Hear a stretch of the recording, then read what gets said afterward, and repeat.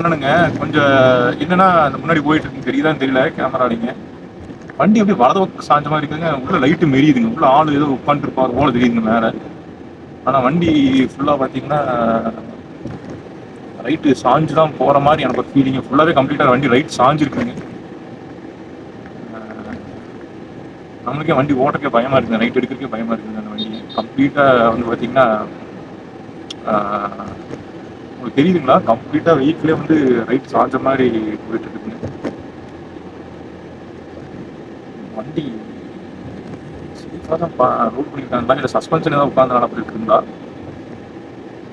இந்த பக்கம் வேறு டூ வீலர் ஏதோ நிறுத்திருக்காரு இண்டிகேட்டர் போட்டு என்னச்சுன்னு தெரியலீங்க. ஸ்லோவாக தான் வந்து ஆகணுங்க. டேக் எடுத்துடலாம் தான் இல்லை இவ்வளோ முன்னாடியே போயிக்கலாமா? எனக்கு தெரிஞ்சு கவருக்கெல்லாம் வாய்ப்பு இல்லைங்க. ஆனால் ஒரே ஒரு விஷயம் என்னன்னா வண்டி எங்கேயும் ஜெர்க் ஆகிருக்கூடாதுங்க. லோடு கீழே இறங்கி இருக்கக்கூடாதுங்க. கீழே இறங்குச்சுன்னா சிரமங்க. ஸோ அந்த வண்டி கீழே இறங்காமல் பார்த்துக்கோணுங்க.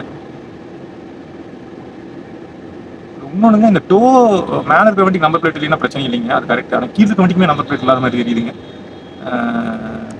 இது கரெக்டுங்களா இல்லைங்களா?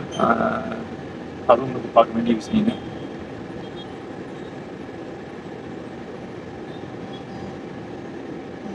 வண்டி ரைட் எடுத்து போகிறதுக்கு கொஞ்சம் பயமாக தான் இருக்குதுங்க.